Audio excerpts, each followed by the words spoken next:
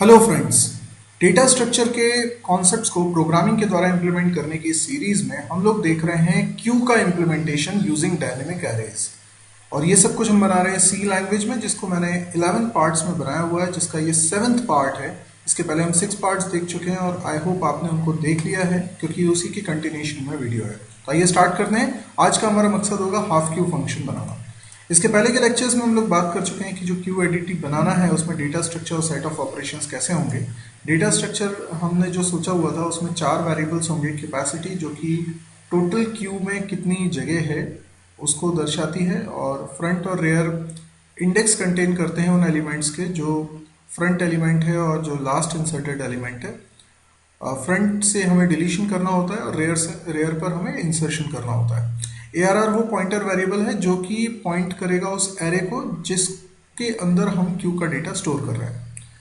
इसके अलावा हमने कुछ फंक्शंस बनाने का सोचा था। ये वो फंक्शंस की लिस्ट है जिसमें से ग्रीन कलर से जो दिखाई दे रहे हैं वो फंक्शंस हम ऑलरेडी अपने पिछले वीडियोस में बना चुके हैं। आज हमको देखना है हाफ क्यू नाम का फंक्शन। तो हाफ क्यू फंक्शन क्या करेगा कि जैसे ये हमारा एरे है, ठीक है, ये क्यू है। तो कैसे होता है, क्यू एक वेरिएबल है। आपको मैं कोडिंग के जरिए भी दिखा देता हूँ। हमने क्या किया होगा, मेन फंक्शन में एक क्यू एडिटी नाम का क्यू एडिटी टाइप का पॉइंटर बनाया होगा। क्यू एडिटी क्या है? क्यू एडिटी एक स्ट्रक्चर है, ये बना हुआ है स्ट्रक्चर जो अभी मैंने आपको समझाया था। तो क्यू एडिटी का हमने बना दिया पॉइंटर। तो ये वाला पॉइंटर जो लेफ्ट पे दिख रहा है ये हमारा बन गया। इसके बाद मुझे ये मेमोरी ब्लॉक बनाना है। तो ये ब्लॉक कैसे बनेगा, तो जब हमने क्रिएट क्यू फंक्शन को कॉल किया और उसमें एक वैल्यू पास करी, लेट से 4, तो क्या होगा कि क्यू क्रिएट हो जाएगी। क्यू कैसे क्रिएट हो जाएगी, एक तो ये ब्लॉक बन जाएगा। क्रिएट क्यू नाम का हमने फंक्शन बनाया हुआ है, ये क्रिएट क्यू नाम का फंक्शन दिखाई दे रहा है। इसके अंदर हमने मैलॉक की मदद से क्यू एडिटी टाइप का एक ब्लॉक बनाया हुआ है, और इस वजह से ये मेमोरी ब्लॉक बन गया जिसके अंदर कैपेसिटी, फ्रंट, रेयर, ARR नाम के वेरिएबल्स हैं।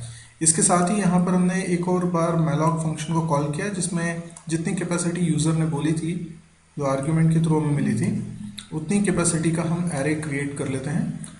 तो इसलिए ये एरे बन गया। अब यहाँ पर मैंने 8 साइज़ का एरे इसलिए बनाया हुआ है कि मान लीजिए हम इसमें वैल्यूज़ इंसर्ट करते हैं तो एक समय ऐसा आता है जब ये एरे पूरा फुल हो जाता है, क्योंकि इनिशियली हमने कैपेसिटी इसकी 4 रखी हुई है। तो हो सकता है कि 4 वैल्यूज़ इसमें इंसर्ट हो जाएं और अब मैं 5वीं वैल्यू इसमें इंसर्ट करना चाहता हूँ, तो फिर ये ग्रो होगा। क्योंकि डायनेमिक एरे है, इसका साइज ग्रो होगा। तो हमने पिछले लेक्चर में देखा था कैसे हम डबल क्यू फंक्शन को कॉल करेंगे और वो एरे के साइज को डबल कर देगा। अब इसी प्रकार से अगर मैं वैल्यूज़ डिलीट करता हूँ तो मुझे ऐसी सिचुएशन फेस करनी पड़ सकती है जब मुझे इसके साइज़ को, एरे के साइज़ को आधा करना हो, और उसी के लिए हम लोग बना रहे हैं हाफ क्यू फंक्शन। तो हाफ क्यू फंक्शन कैसे बनेगा, एक बार उसका डिक्लेरेशन देख लेते हैं। सिंपली हमने रिटर्न टाइप रखा वॉइड, फंक्शन का नाम हाफ क्यू, और इसके अंदर स्ट्रक्ट क्यू एडिटी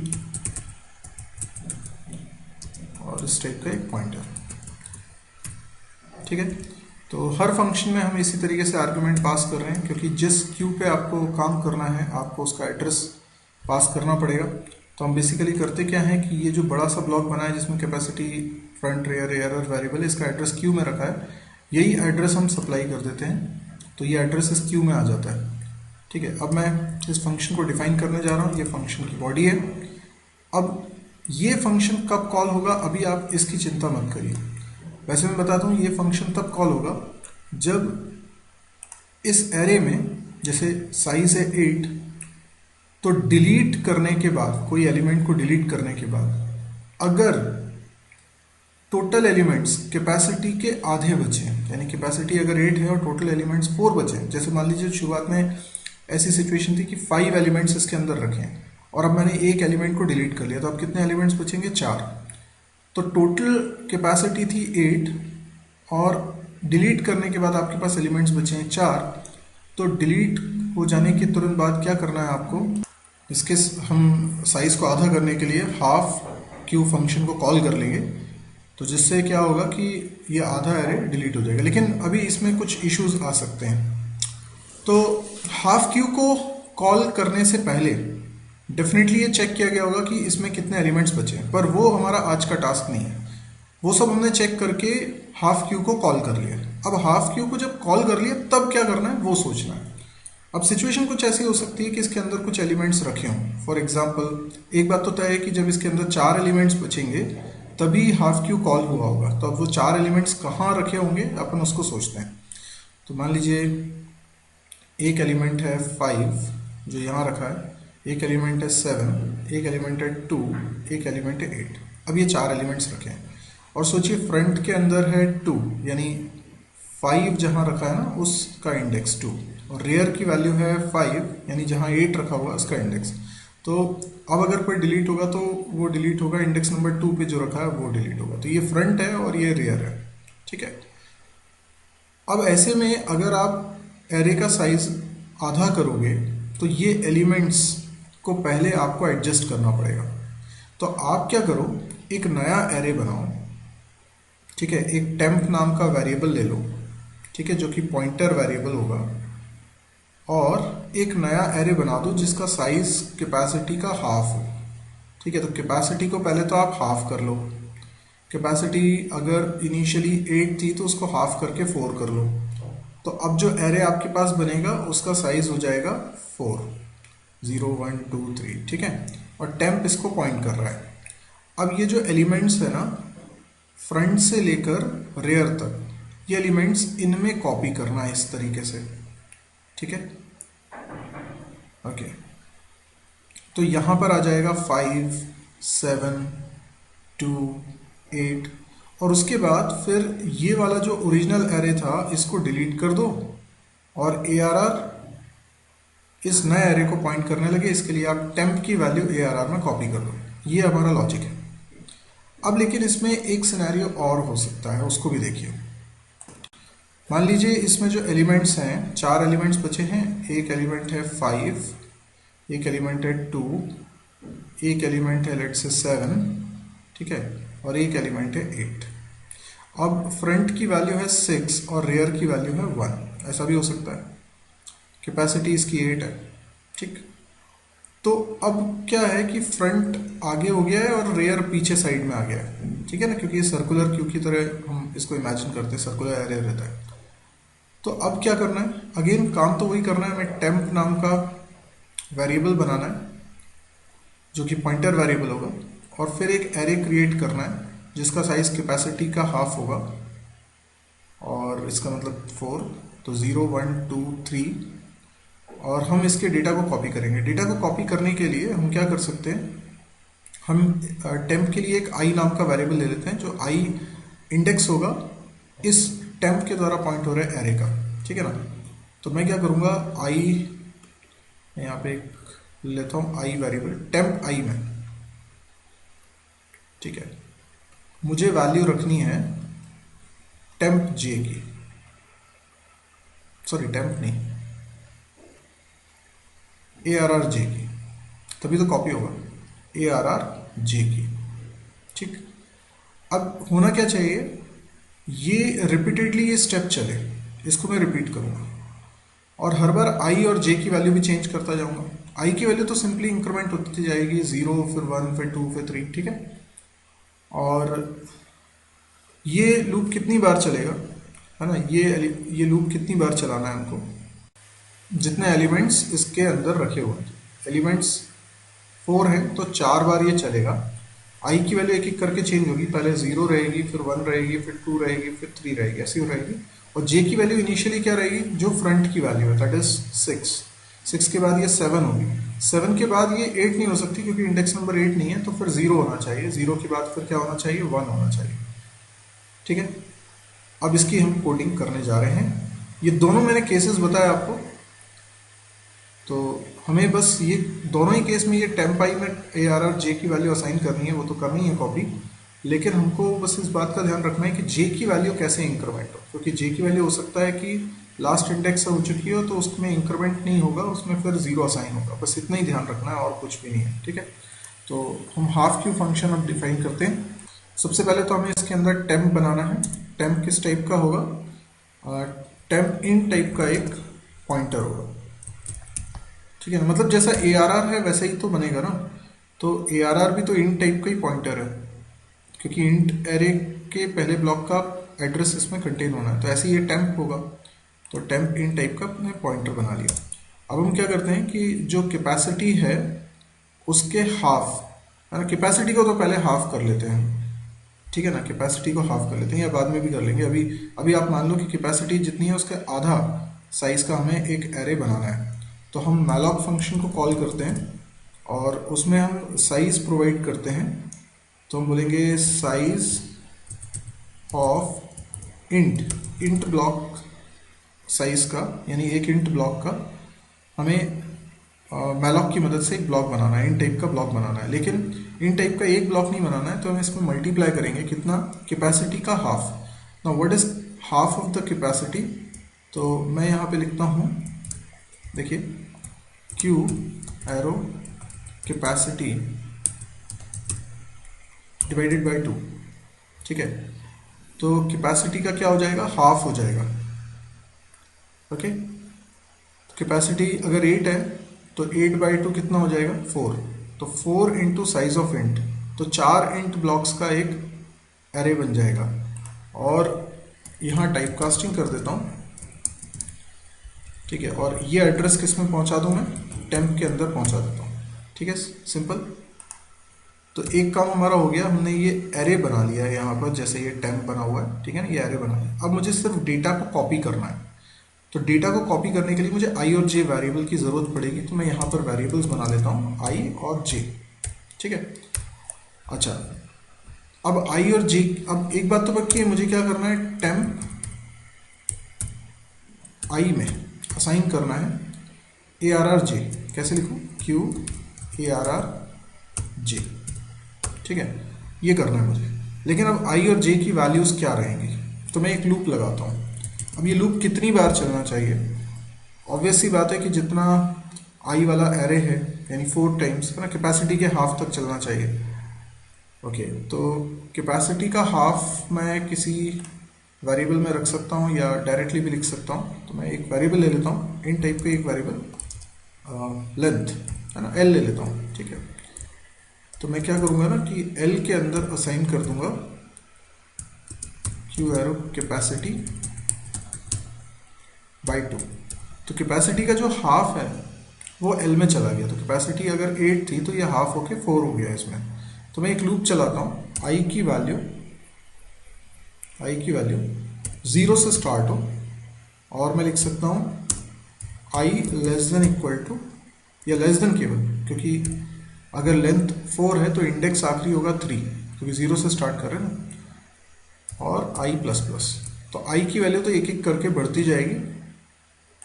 और ये लूप की बॉडी स्टार्ट हुई, लूप की बॉडी में ये वाला स्टेटमेंट है, ठीक है। तो आई तो बढ़ ही रहा है, आई तो एक एक करके बढ़ रहा है, इसमें तो कोई इशू ही नहीं है, 0 1 2 3 ऐसे चल रहा है। पर जे वाली जो वैल्यूज़ हैं वो थोड़ा अलग ढंग से चलनी चाहिए। तो होना ये चाहिए कि जे की वैल्यू इनिशियली मैं कर देता हूँ, यहीं पे लिख देता हूँ, जे की वैल्यू इनिशियली हो जाए front, Q arrow front.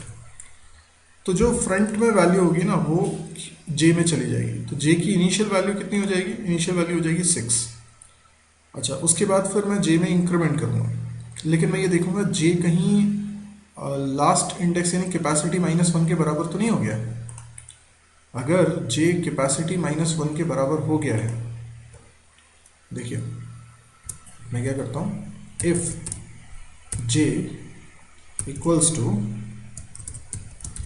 Capacity -1, यानी जे की वैल्यू बढ़ते बढ़ते लास्ट इंडेक्स पे पहुंच गई है, और लास्ट इंडेक्स रेयर नहीं है ना। वैसे उसको चेक करने की ज़रूरत नहीं, क्योंकि मैं इस लूप को चला कितनी बार रहा हूँ, 4 बार। तो अगर जे की वैल्यू बढ़ते बढ़ते लास्ट इंडेक्स के बराबर हो जाती है और वही हमारा लास्ट एलिमेंट है, ठीक है ना, तो फिर जे में हम कुछ भी चेंजेस करें, लूप तो आगे चलने वाला नहीं है ना। लूप तो जैसे मान लो 4 बार चलने वाला है लूप, ठीक है। और ये वैल्यू 5 2 जो रखी ना वो यहाँ से रखी होती, मान लो इंडेक्स नंबर 4 से रखी होती, तो 5 2 7 8, तो एक एक वैल्यू मैं असाइन करता जाता तो जे की वैल्यू बढ़ते बढ़ते बढ़ते एक समय 7 हो जाती है और 7 पे ही आखिरी वैल्यू रखी होती, तो जे की वैल्यू रेयर के बराबर हो जाती, तो फिर मुझे उसमें कोई चेंजेस कराने की ज़रूरत नहीं होती, है ना। लेकिन मुझे ये कंडीशन यहाँ पर चेक करने की ज़रूरत नहीं है क्योंकि ये लूप ऑलरेडी इस बात का हिसाब रख रहा है कि कितनी बार चल चुका है। आप तो देखो कि j की वैल्यू अगर लास्ट इंडेक्स के बराबर हो चुकी है तो j में सिंपली 0 असाइन कर दो बजाय इसके कि j में इंक्रीमेंट करो। हाँ, लेकिन अदरवाइज यानी एल्स आप j में एक एक करके इंक्रीमेंट करते जाओ, ठीक है ना। ओके, तो इससे क्या हुआ, इससे ये हुआ कि सबसे पहले तो ये 5 किस में चला गया, यहाँ चला गया, फिर 2 किस में चला गया, 2 इधर चला गया, 7 फिर किस में चला गया, 7 इसमें चला गया, फिर 8 किस में चला गया, 8 इसमें चला गया। तो ये डेटा पूरा कॉपी हो गया। अब मुझे इस एरे को रिमूव करना है, तो इस एरे को कैसे रिमूव करूं, तो फ्री फंक्शन की मदद से मैं ये काम कर सकता हूं। तो मैं लिखूंगा फ्री फंक्शन का कॉल और इसमें लिखूंगा ARR। ARR कैसे लिखना है, Q एरो ARR, ठीक है। तो इसकी मेमोरी हो जाएगी रिलीज। अच्छा, अब क्या करूं, ये जो नया एरे बना है ना, इसका एड्रेस टेम्प में है, तो टेम्प की वैल्यू ARR में डाल दूं, तो Q एरो ARR और इसमें मैं टेम्प की वैल्यू असाइन कर देता हूं। दैट्स इट, हमारा एरे हाफ हो चुका है। लेकिन वेट अ मिनट, हमने अभी एक चेंजेस नहीं करे हैं। वो चेंजेस क्या हैं, तो हमें ये जो एरे है ना, इसकी कैपेसिटी 8 नहीं, अब 8 की जगह क्या करना है, 4 करना है ना। हाँ, तो कैपेसिटी ज़रा चेंज कर लेते हैं, कैपेसिटी चेंज कर लो, तो Q एरो कैपेसिटी ये कितनी हो जाएगी, L में रखिए ना, L में हम पहले हाफ रख चुके थे, ये हमने कर दिया। अच्छा, और फ्रंट और रेयर भी तो चेंज हो गए, फ्रंट और रेयर को हमने चेंज नहीं करा क्योंकि फ्रंट और रेयर अब 6 और 1 थोड़ी रहेंगे, बल्कि 0 और 3 हो जाएंगे। तो क्या लिखें, फ्रंट में असाइन करते हैं 0, ठीक है, और रेयर में असाइन करते हैं जो लास्ट इंडेक्स होगा, दैट इज कैपेसिटी -1, है ना। तो Q arrow capacity -1, that's it. तो इससे क्या होगा, इससे ये होगा कि ये जो 8 था, ये 8 नहीं रहेगा, ये 4 हो जाएगा, ये 6 नहीं रहेगा, ये 0 हो जाएगा, ये 1 नहीं रहेगा बल्कि ये 3 हो जाएगा, ठीक है। ये हमने चेंजेस कर दिए। ये अब इसको पॉइंट कर रहा है, ठीक है, इसको पॉइंट नहीं कर रहा। ओके, अच्छा, पिछली बार हमने ये डबल क्यू बनाया था पिछले वीडियो में, क्या उसमें मैंने फ्रंट और रेयर को अपडेट कर दिया था? अगर नहीं करा था तो वहाँ पे भी हमने एक गलती कर दी थी और फ्रंट और रेयर को मुझे अपडेट करना पड़ेगा।